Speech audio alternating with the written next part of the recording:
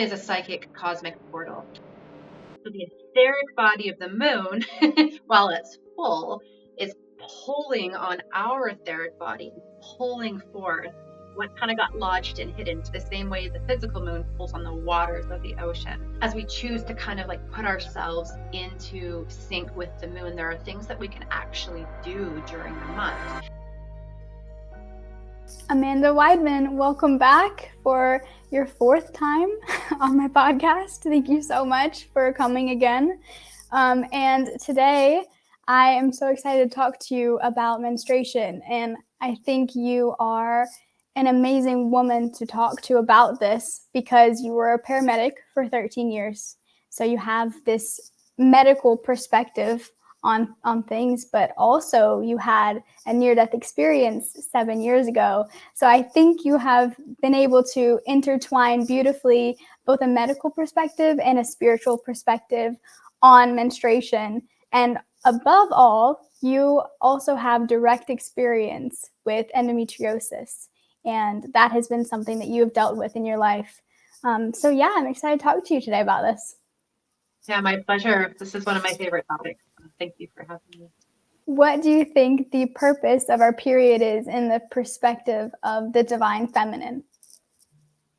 Oh, great. Yeah. There could be so much to be said, but I think the most important thing when it comes to kind of like the divinity and the spirituality and the time of our menstruation. I like to call it moon time, so I'll probably call it moon time throughout this conversation.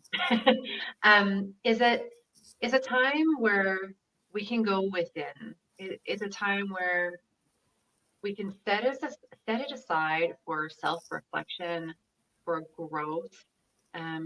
We, as menstruating women, have this kind of window or portal of time where our intuition is enhanced. We feel things really strongly, temporarily, and emotion, instinct, insight can land in a really powerful way. And that all sounds like really beautiful and really fluffy. We all know that the reality of having our moon time is usually like chaotic, painful, irritating, frustrating, all these kinds of things. However, when we, and we'll talk about this probably later about sacred space, but when we give ourselves time where we step away from other people and we kind of like pull back when it comes to like social interaction, then that kind of like swirl of energy that's going on in our body and in our energy field can kind of do its own thing without bumping into other people, rubbing people the wrong way, because it is intense, and because we feel things so strongly in that time, it is great to kind of like give it that space, that sacred space that it deserves. So as far as divine feminine, the divine feminine has the attributes of like flow, intuition, creativity, kind of like changing emotions and changing feelings in, maybe a short time, and just kind of stirring things up. When things are like very ordered and very mundane, the divine feminine will kind of come in the opposite end of things and just stir things up.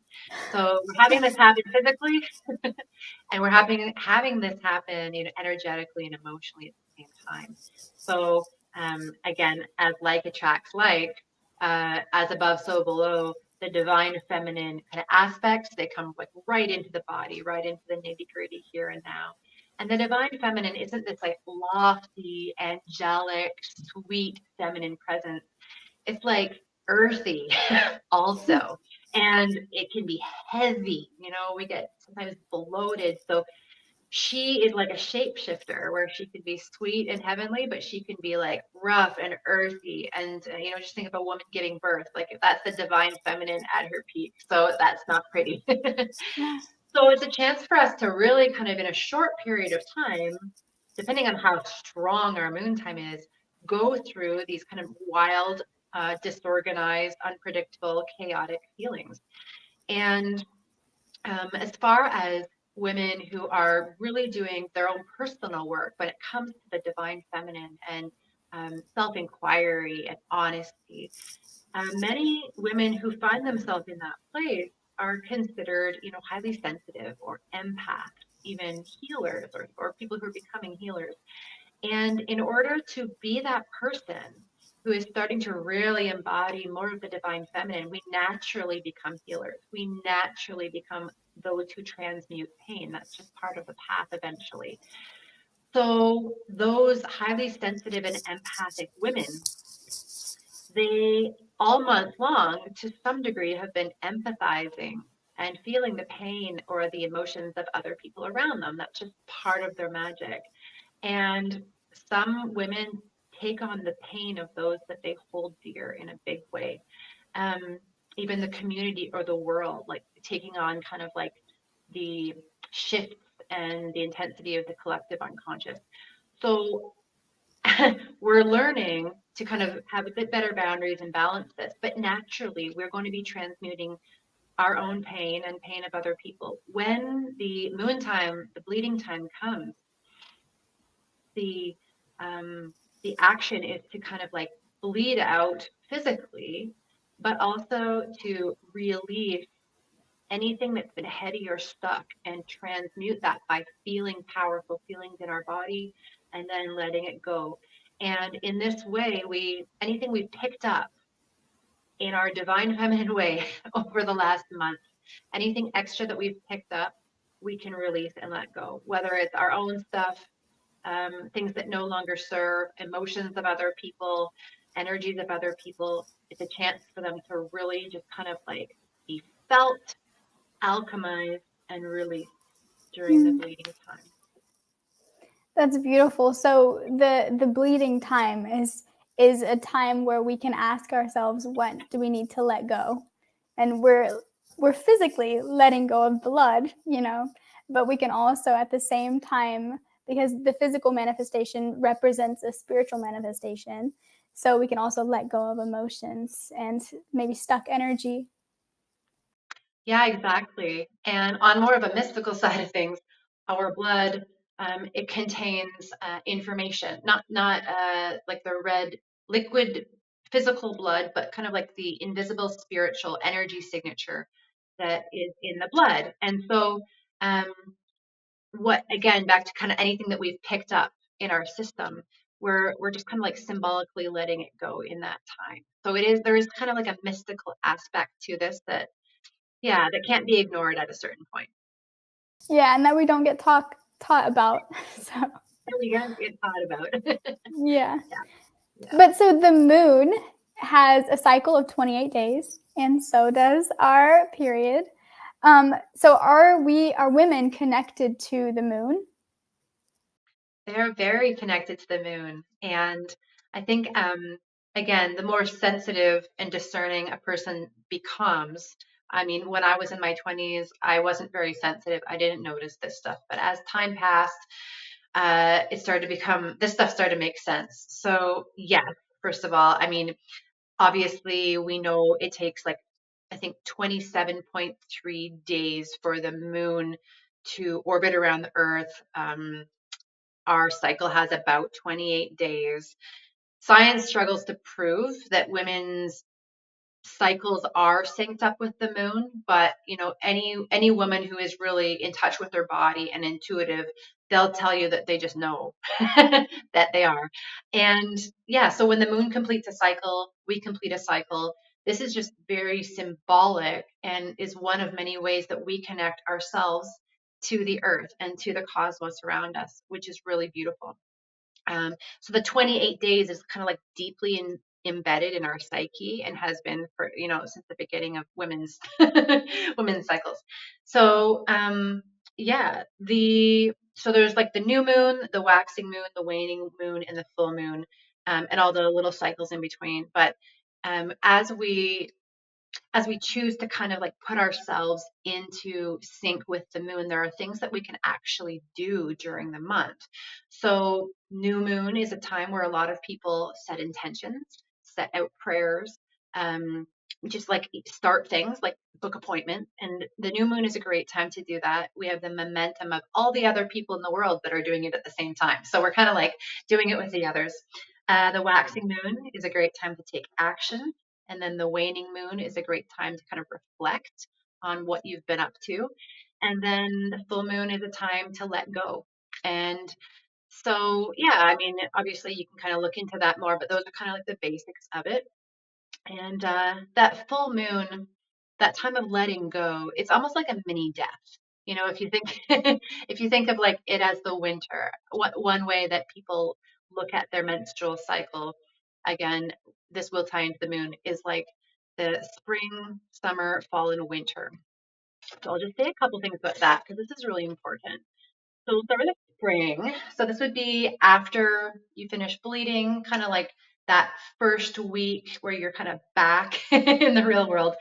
And it can be compared to like the maiden phase, like the young woman.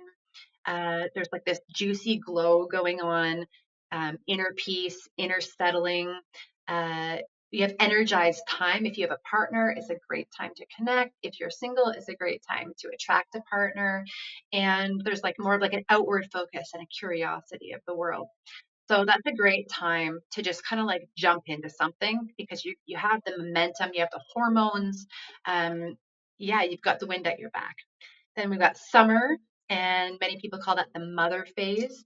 So we've got like projects that are coming to life, more care of others, very open, very social, lots of eagerness and enthusiasm. So you're just kind of like continuing what you started in the spring. And then the third week, which would be autumn, would be like the wise woman or the crone. Some people say it's queen. So before the wise old crone, there is kind of like a queen. So whatever you resonate with. And this is kind of like the reflection, maybe the teaching, gathering the wisdom, gathering some insights from everything that you just had happen in the last couple of weeks. Um, Big feelings can be coming on, and maybe you're choosing what you want to let go in the coming week when it's bleeding week. Um, and yeah, you're still pretty logical and calm, and you still have plenty of physical stamina. And then winter is the full on crone, the full on wise woman. So in this time we have like we have the potential to have more vivid dreams, more increased intuition, insights might come through more clearly. We also can feel more agitated than usual, and it's more of a time of slowing. It should be a time of stepping back from social commitment. If you are physically active, taking a break from the gym or taking a break from a heavy yoga practice, and being alone much as you can. The number one thing that, in my own experience, that kind of like enhances the dreams, enhances the intuition insights is alone. There has been like a direct correlation from how isolated I allow myself to be. It brings in so much more connection and space to kind of like the subconscious. And then subconscious, kind of bringing that back to the moon. So obviously, we know that like physically, we've got the 28 days, the moon is the 28-day cycle. But in symbolism, there's so much with the moon. And so um, in symbolism, it inspires awe. They say that the moon represents mystery, the unknown, what's currently hidden from us but will become obvious later, what's veiled. Um, just like being concealed, something is concealed. In the past, when people were a lot more in touch with the land and working with the moon and the crops, and we were outside more, um, they would some women would go with other women, and there was kind of like um, an area where they would go bleed together. So women were only around other women. They got it. They related to what each other was feeling. They were kind of connecting with the earth and going into their dreams and refueling to bring themselves back to society and bringing back the insights that they had gathered. There was no kids, no husbands or whatever to kind of like rub the wrong way. So that sounds really beautiful, but that's kind of our past. The moon really can inspire like a dramatic and solemn stillness. the energy of the moon. And in tarot, actually, the moon card represents, one of the representations is like the settling of accounts. You look over the last 4 weeks of your life and you're kind of settling accounts, like what worked, what didn't work. Um, what big feelings have I not processed from anything that's happened in the last month? Now they should be coming up. So it's kind of like a border. The moon is like a border between your next month and your previous month. And actually, it's a moon. The word, I'm going to probably pronounce it wrong, but it's Tzaddi, Tzaddi. It's the 18th letter of the Hebrew alphabet and also the 18th tarot card. And it's associated with the moon, the word Tzaddi. And so it's basically, it means, translated to English, one of the meanings is border. So we think of the moon as like a border time, and just after and just before.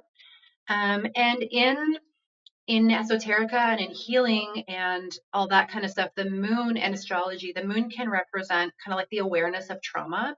It can kind of like represent like the pulling forward of unprocessed and repressed feelings, and hurts that we've just kind of like pushed to the side while we've been busy. And there's nothing wrong with that, as long as we create that space monthly to be like, okay, what needs to be felt? Let's bring it up. And the kind of like that heaviness and that gravity that the moon creates physically, because obviously the moon is like a physical body. There is like an invisible or an etheric body of the moon, as well as we are a physical human, but we have an etheric body as well. So the etheric body of the moon, while it's full, is pulling on our etheric body, pulling forth what kind of got lodged and hidden, to the same way the physical moon pulls on the waters of the ocean. So again, as above, so below. And then, yeah, lastly, about the moon, there is the full moon goddess Selene, and she's kind of like an archetype.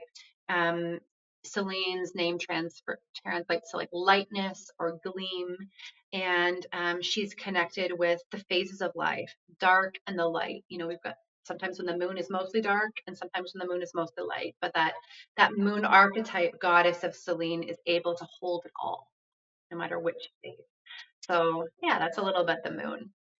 Yeah, that's so cool. And when you're talking, it just made me think about the sun. You know, we are awake during daytime, and obviously the sun is out whenever we're awake, and that is our conscious mind. You know, we're conscious during the day, and also at nighttime, in reverse, whenever we're sleeping, we're ruled by the subconscious mind because we're in the dream state, or night school, as you called it.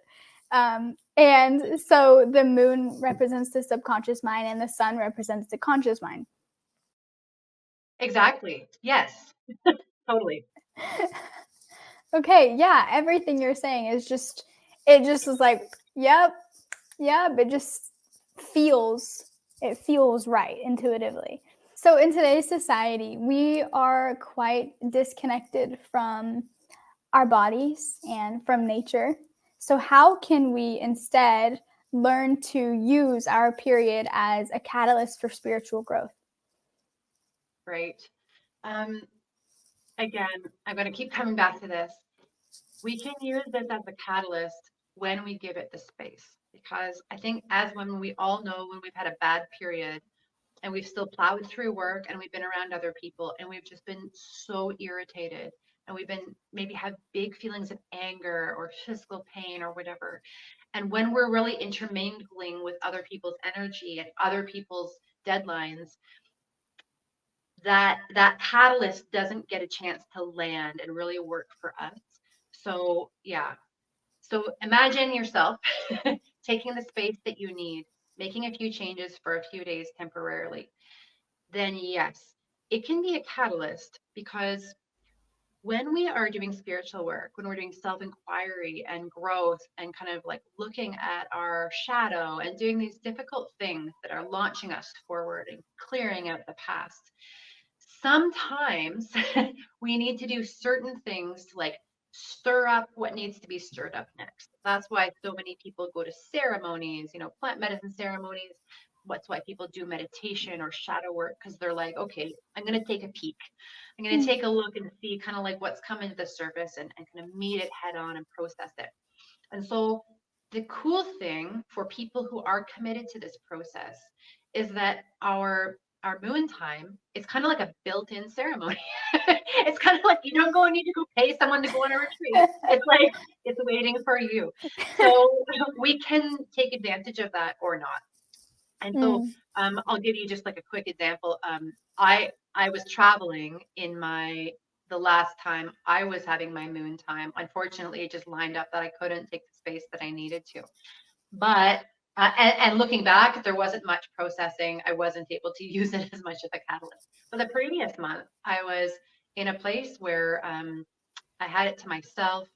And even though I had a couple of days where I was super uncomfortable physically, I was super bloated. Um, my inner critic was like, it was on overdrive. I was irritated with people who weren't even around. And I felt like my agitation and my pain was just like taking up the whole space, even though I was alone. Um, the next day, I felt really light because I had the opportunity to use it as a catalyst to literally feel all of these uncomfortable feelings physically, and then to kind of inquire to myself, yeah, I'm having these really uncomfortable, painful feelings physically, but what is really behind them? Like, what is making me sad? And what I like to do, this is one option for people, is you can think about your inner child and just imagine, okay, what do you look like when you're 5 years old?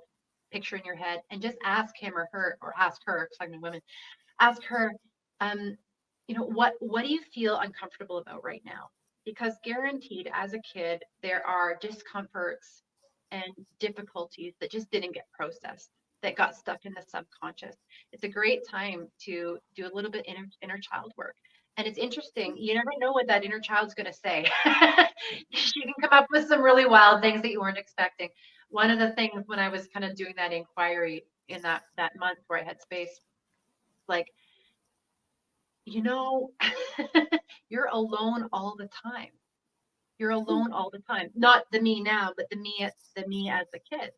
And really there was like this reaching out of wanting connection, and just based on whatever was going on, I wasn't able to get it at the time. And that was the pain that was lodged in my invisible body. And that Mm. is what really needed to be felt. It wasn't just about my physical discomfort. So every time we can give ourselves that space, use the moon time as a catalyst, we can really inquire what's behind this pain, what's ready to go out of the subconscious. Mm. Okay. That's it's so beautiful how we can use it for our spiritual growth, and we can listen. We can listen to it. It's happening to our body, and this is something we feel physically, but the physical manifestation represents that there's something going on inwardly as well. So it's like, hey, listen up. Like, this is a time where you can heal these inner things. So I'm really thankful that like we're talking about this today. Um, Also, I have another question, that if we are more connected to the earth and to nature, and we are maybe listening more to our bodies and trying to implement these types of practices in our own life, will our periods start to sync up with the moon if we are connected to the moon as women? That has been my personal experience. I can't speak for everyone, but the times, see, I was traveling alone in my camper van pretty much for a year and a half. I was mostly in nature. And during those times, my moon time was syncing up every single time with either the new moon or the full moon. It changed a few times, but it was always syncing up with that. I had an experience where my moon time was late. It was like 2 days. It had already been 2 days past the due date. And I was on a trip, I was traveling, I was busy. And as soon as I got to the beach and set up my tent, I was going camping with my dog. I'm not a word of a lie. I sat myself down on the beach beside my tent and was like, "Whew." And within less than 5 minutes, my period started. It was like there's this part of us that is like wants to be with and close to the earth, and allow this process to happen. So nature, we are so separated from nature, but anytime that I'm close to nature, it is always synced up with the new moon usually. And about that, and doing a little bit of research before our call, I read this thing where I didn't know this. The new moon, people who start bleeding on the new moon, um, it's associated with creation, creators, mothers, creators of art of some sort, and then and those are called the white bleeders. Then there's the full moon bleeders, also called the red bleeders, who are kind of with the energy of being a healer, holding a space, like almost like yeah, a healer energy. Then there's the pink, which is bleeding starting with the waxing moon. These are women that are doing a lot of self-inquiry, self-actualization, and yeah, just inner curiosity. And then the last one for the waning moon is purple, and those are people who are like really doing a lot of deep inner work, a lot of shadow work, and yeah, kind of like the tough stuff. So that was interesting. Yeah, yeah, Yeah, that is really interesting. What you were talking about before about how our moon time, as you call it, is a time where we can go inwardly and listen to our body and kind of be alone with ourselves.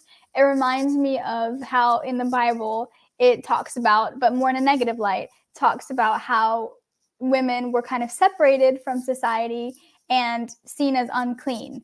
Do you have any opinions or thoughts about that? yeah. And before jumping into that, it's important to kind of take the perspective of during the cycles of time, our reality is not always the same as it was, a few thousand years ago. Obviously, the culture changes. We all know that. But actually, the way that even energy works or energy flows is different over time. And there's so many reasons for that. Obviously, astrologically, we're going to be like shifting into time, energy, power is kind of like working in different ways. But a long time ago, when the Bible is written and before, especially before the Bible was written, our physical reality, our physical reality wasn't working quite the same way it is now. We're in a real time of contraction, materialization, slow manifestation in many ways. I mean, it's speeding up, but we're kind of like in a dense time. Long, long time ago, things were a little bit more jelly like, a little bit more fluid. Energy would flow a little bit quicker. I'm talking thousands of years ago. But when women used their menstrual blood, they were able to do things that aren't usually done now, or that might be slower or not as powerful now. So there were rituals and rites, um, maybe called magic, but there's probably probably was less magical like that. There's probably like reasons energetically why things were happening. I'll give you an example though about the blood. When see, I was in Africa. Yeah, it was about a year and a half ago, and I had a house plant. And one of my practices is to give back my blood to the earth every month. And I was in an apartment building where I was like, I don't want to go downstairs with my menstrual blood to give it back to the earth, but there's a house plant. I'm going to give it to this huge house plant. So I gave my blood to the house plant, and I had a weekly cleaner that was coming in, and she she came in. I think it was like 3 weeks later, and she hadn't been in my bedroom, and she came to clean my bedroom, and she looked at the plant, and she looked at me like with this like googly eyes, like she goes, "What happened to that plant?" The plant had grown like a foot. The plant hadn't grown at all. I've been living there for a while. The plant hadn't grown at all. And then I realized, there's still a lot of taboo about like that kind of stuff, witchcraft and stuff in Africa. There is so much energetic and mineral power in our period blood that there is something to it, something kind of like magical to it. I'm pretty sure it was like the minerals and like whatever, that was like helping the plant grow, but it was very obvious what had happened. So going back thousands of years, women's blood was seen as like really sacred. It was seen as like really sacred. People used it for their crops. It was kind of like a commodity. It was like this perfect natural fertilizer. And it was also used for a lot of um, rituals and rites. Um, when people would bleed, the women would give back their blood, sometimes on like a sacred altar that represent giving back to the earth, giving thanks to the nature spirits, giving thanks to the nature spirits for helping the land, giving blessings to the land. So it wasn't just about their intention. Their intention plus using the blood for something was really powerful. And it was so obvious back then. Like I said, we're more in contraction. This stuff doesn't work quite the same now. But it was so obvious the power of this blood back then that women were seen as kind of powerful. Like they were the ones who were in possession of this stuff. So um, there are even stories where it's suggested. There's a lady, Judy Gran, Grahn, menstrual power. She writes, menstrual power is suggested to have the ability to change the weather. Menstruating women were believed to have control over the weather, and numinous power is within the earth as it is within the body of a sacred woman, especially if she is in a sacred numinous state. So priestesses and women that kept their life quite pure and good intentions, it was known that their blood was actually charged, like etherically, etherically charged with power, but usually power for goodness. But that would really help the crops. So this is just the way things were back then.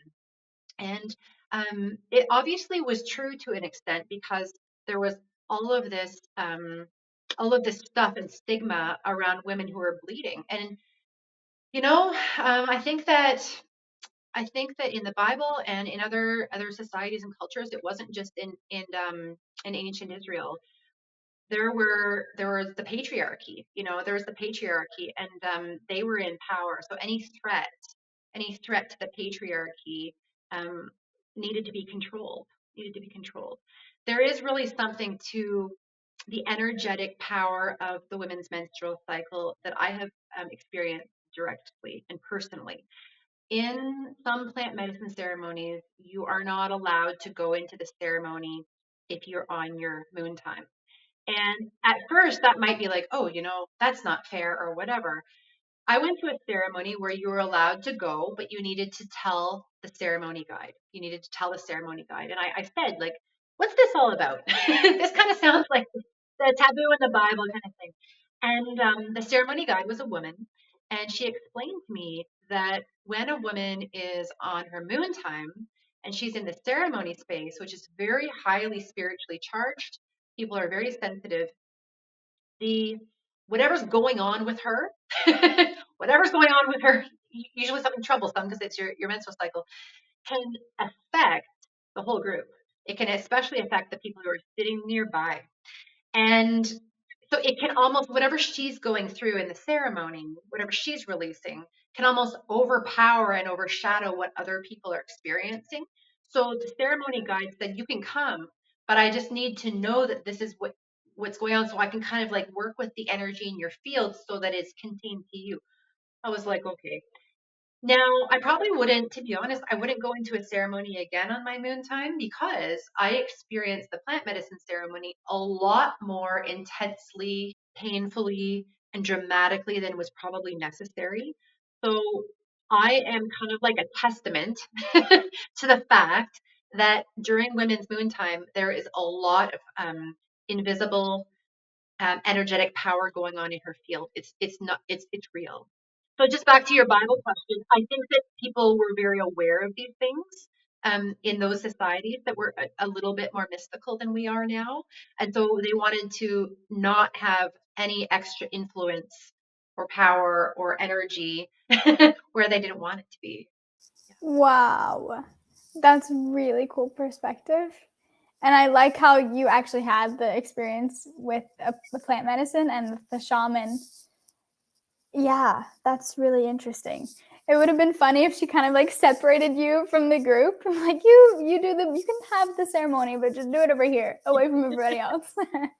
What are some of your thoughts about tampons and menstrual hygiene products in general? Yeah, great question. Um, This is just coming from my own personal experience. I'm very sensitive to energy in my own body, so I've had to kind of switch up what I use and what I do over the years. Um, I currently use and have for years a cloth pad. It's not the most convenient option.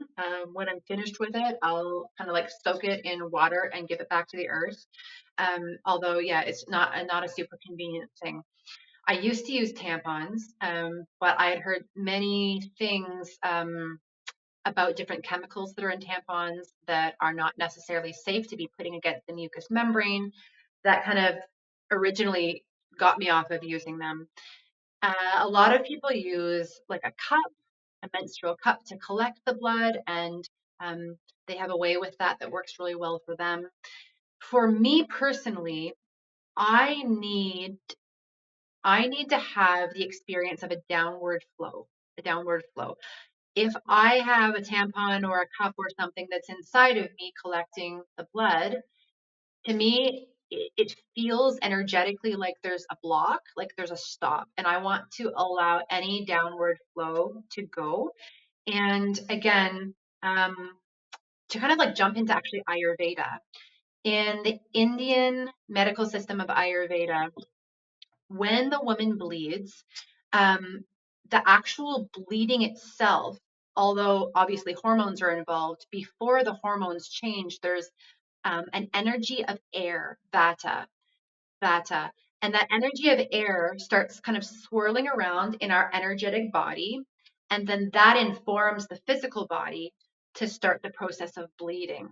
And when we have vata flowing, when we have the air energy flowing, we want to allow it to do what it needs to do, especially if we're highly sensitive. A lot of people, again, they can use the cup and they're not noticing here nor there. But I feel like as a person with endometriosis um, and very difficult periods, I'm going to do everything that I possibly can to support that downward flow because that's just what nature is doing. And the more that I do against nature, the more trouble I have. So that's my 2 cents on that. I have heard about the chemicals that are obviously in tampons and pads and how you can use natural ones in place of those, but I haven't heard the perspective that you put out of for you having a tampon there. It kind of feels like a blockage, so you want it to directly flow completely out of you. Um, yeah, so I'll have to experiment with that and see what I feel in my body. To close off, do you have any last things that you would like to share to women who are personally experiencing menstrual disorders such as endometriosis or PCOS or PMDD? Yes, for sure. This is a really special topic to me. I was personally diagnosed with endometriosis when I was 18. I was having just very sudden, sharp pain that was causing me to not be able to move, not even an inch. And so I went to the ER and they did some tests and they told me that I had some cysts. They weren't big enough to remove, but they were causing this kind of pain. So these have kind of come and gone throughout my life. And and the other thing is people with some of these disorders, often their moon time isn't regular. Like it's nice to think, oh, wouldn't that be lovely to have every 28 days on clockwork with the moon?